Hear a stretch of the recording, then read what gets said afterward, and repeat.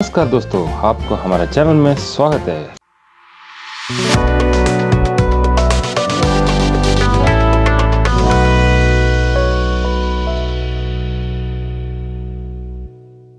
नमस्कार दोस्तों, आज हम इस वीडियो के अंदर आपको बता रहे हैं आयुष्मान भारत में अभी कई सारे नया अपडेट लेकर आया। तो उस अपडेट के अनुसार आपको बिल कैसे भरना उसके बारे में हम आपको यहाँ पे वीडियो में बता रहे हैं। इससे पहले आयुष्मान भारत में ओपीडी क्लेम कैसे करना, आपका इन पेशेंट का बिल कैसे भरना, इसका कई सारे वीडियो हमने हमारा लिंक में दे रखे हैं। तो आप हमारा डिस्क्रिप्शन में जाकर वो लिंक ओपन करके उस वीडियो को माध्यम से आप देख सकते हैं। और आपका आयुष्मान भारत का कार्ड डाउनलोड करना है तो अगर डिजिटल कार्ड, वो भी हम वीडियो दे रखे हैं, उससे माध्यम से आप डायरेक्ट डाउनलोड कर सकते हैं। उसका लिंक भी हमारा डिस्क्रिप्शन में दे रखा है। तो आज हम चलते हैं जो नया अपडेट लेकर आया, जो बिल डिटेल्स वगैरह एंट्री करना पड़ता। पहले बिल डिटेल्स वगैरह एंट्री नहीं करना पड़ता था, अभी बिल डिटेल्स एंट्री करना, उसका जो एरर आता है उसको कैसे सॉल्व करेंगे उसके बारे में हम बात कर रहे हैं। तो सबसे पहले आप किसी भी ब्राउजर में जाकर यहाँ पे आपने TMS PMJ, जो इसका लिंक है tms.pmj.gov.in, हमारा डिस्क्रिप्शन में दे रखा है, जो यहाँ पे पहले वाला लिंक है, इस लिंक पर क्लिक करके इसको ओपन करना।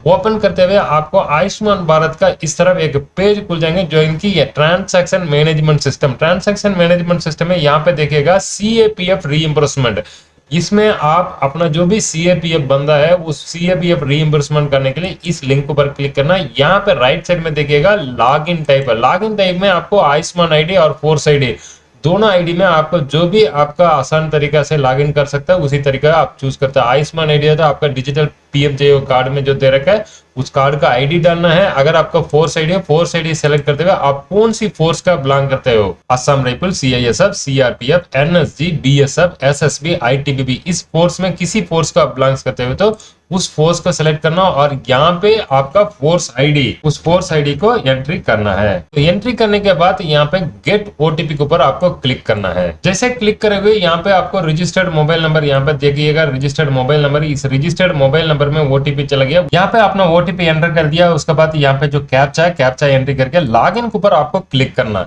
जैसे लॉगिन के ऊपर क्लिक करोगे यहाँ पे ट्रांसैक्शन मैनेजमेंट सिस्टम का आपका जो होम पेज है, लॉगिन होके उसके अंदर आप चले जाओगे।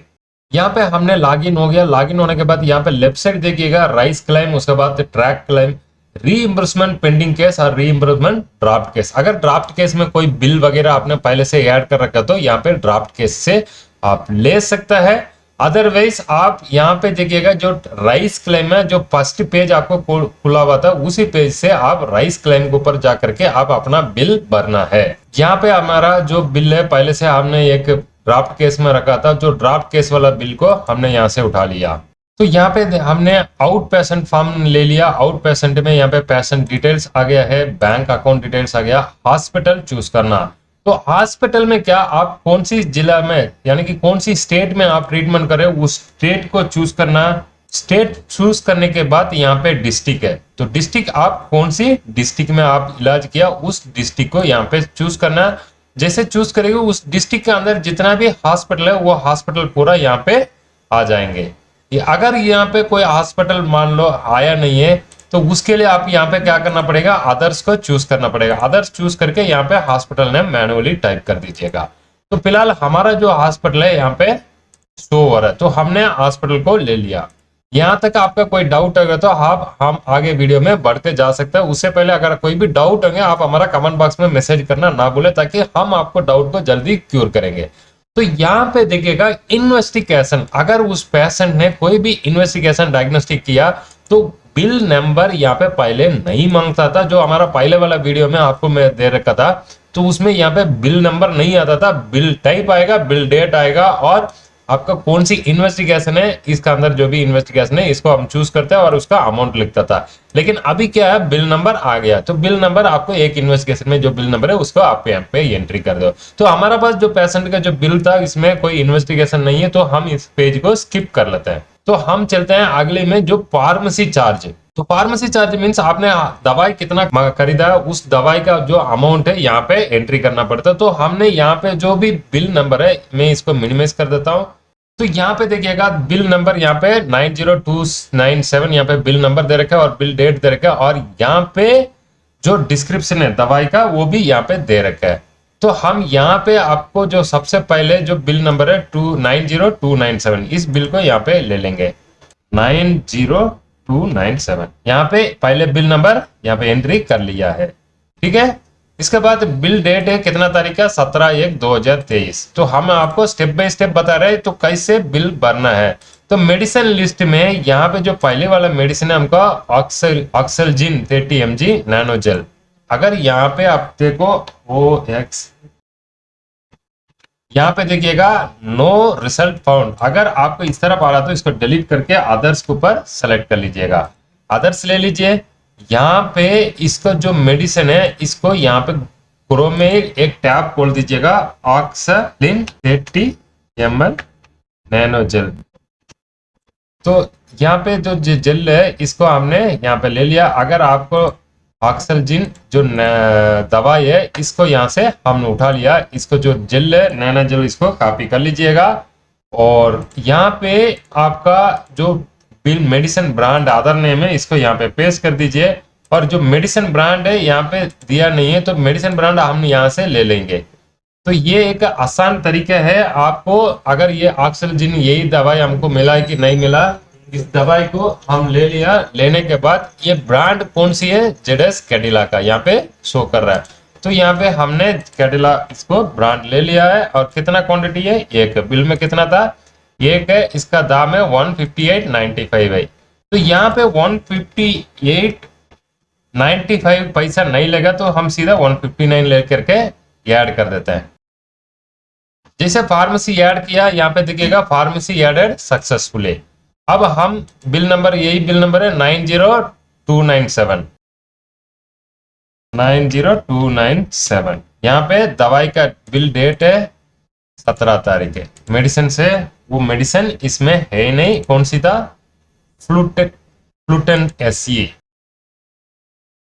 ये दवाई इसमें है ही नहीं है, इसलिए मैं इसको यहाँ से हटा करके अदर्स के ऊपर चूज किया, अदर चूज किया। यहाँ पे फिर दोबारा यहाँ पे एंटर कर दीजिएगा दवाई को, फ्लूटेंस। यहाँ पे जो दवाई है इस दवाई को ले लिया, यहाँ पे फ्लूटेंस 100 mg टैबलेट, ठीक है। यहाँ पे देखिएगा यहाँ पे टैबलेट है, इसको ले लिया और इसका 13 रुपया 90 पैसा। कितना क्वांटिटी है, 60 है।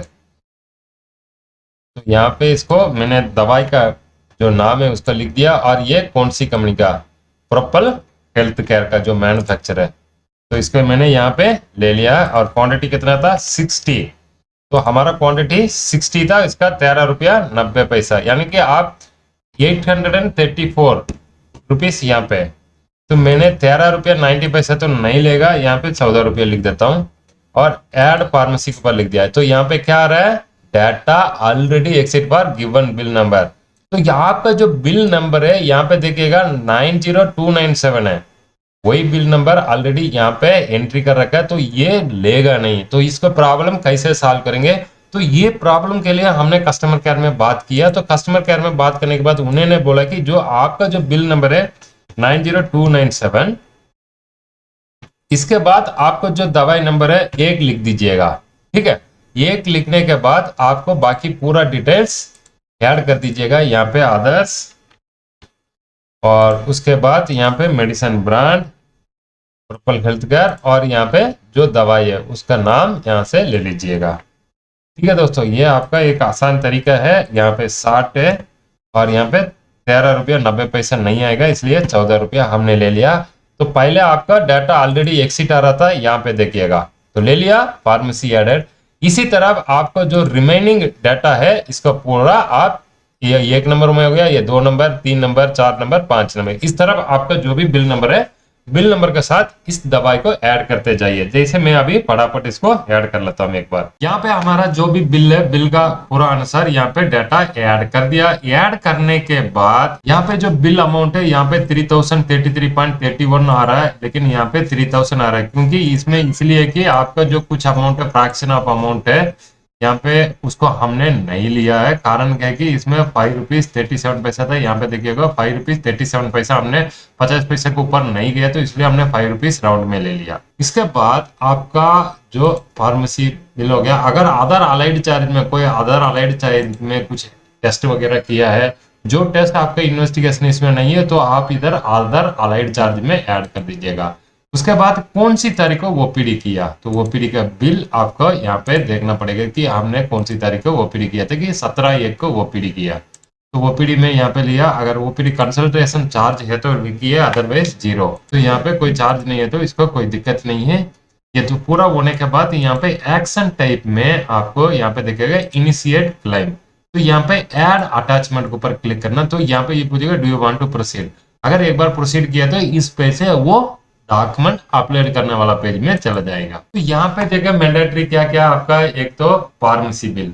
तो फार्मेसी के लिए इनवॉइस फार्मेसी बिल, आपको जो भी डॉक्यूमेंट फाइल अपलोड करेंगे 2 MB से अधिक होना नहीं चाहिए, एक सिंगल फाइल, ठीक है। तो हमने फार्मेसी बिल को यहाँ पे सेलेक्ट किया है।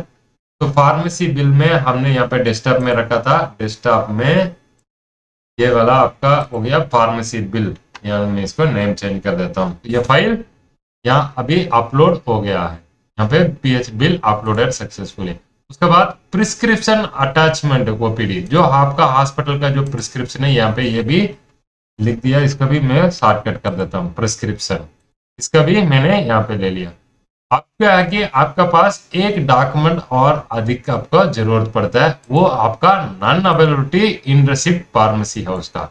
जो आपका हॉस्पिटल से जो दवाई लिया था ये पूरा फ्री में नहीं है, पेमेंट में लिया करके एक non availability receipt from in house pharmacy से आपको वो लेना है, वो भी यहाँ पे अभी अपलोड करना है।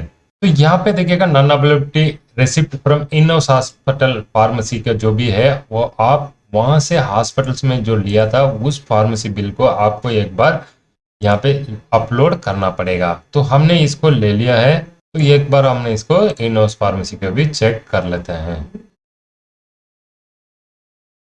तो ये पूरा होने के बाद आपको अगर और कोई डॉक्यूमेंट मांगा है तो आपको रेफर लेटर वगैरह मांगेगा, तो फिर आपको रेफरल लेटर को भी अपलोड करना पड़ेंगे। ऐसे तो यहाँ पे कोई मैंडेटरी नहीं है। यहाँ पे मैंडेटरी वाला तो एक तो आपको फार्मेसी बिल और non availability receipt from in house pharmacy और प्रिस्क्रिप्शन अटैचमेंट ऑफ ओपीडी, ये तीनों आपका मैंडेटरी था। बाकी जो एडमिनिस्ट्रेटिव अप्रूवल फॉर सेल्फ और रेफरल स्लिप वगैरह मैंडेटरी नहीं है। ये पूरा करने के बाद आप इसको सबमिट करोगे तो पूछेगा do you want to submit. अगर आपने एक बार सबमिट किया तो इस बिल को एडिट नहीं होगा। जब एडिट होंगे इस बिल में कोई भी क्वेरी आएंगे तो आपको रीइंबर्समेंट पेंडिंग केस में शो करेगा। तो मैंने इसको सबमिट किया। सबमिट करते हुए आपका स्क्रीन का सामने इस तरफ एक OPD claim initiated by beneficiary, इस तरफ एक नंबर भी आ जाएंगे, तो आप इसको ओके कर दीजिएगा। तो ओके करते हुए यहाँ पे जो भी आपका ट्रैक क्लेम में मिलेंगे, आपने जो भी बिल भरा था वो बिल कहाँ मिलेंगे, ट्रैक क्लेम के अंदर। हमने यहाँ पे 3 बिल भरा हुआ था, 3 बिल में यहाँ पे शो कर रहा है। तो इस तरफ आप भी अपना बिल को आयुष्मान भारत में अपलोड करने का प्रक्रिया जो स्टेप बाय स्टेप ने हमने आपको बताया गया। इस वीडियो के अंदर आपका कोई डाउट होंगे तो आप हमारा कमेंट बॉक्स में कर सकते हैं।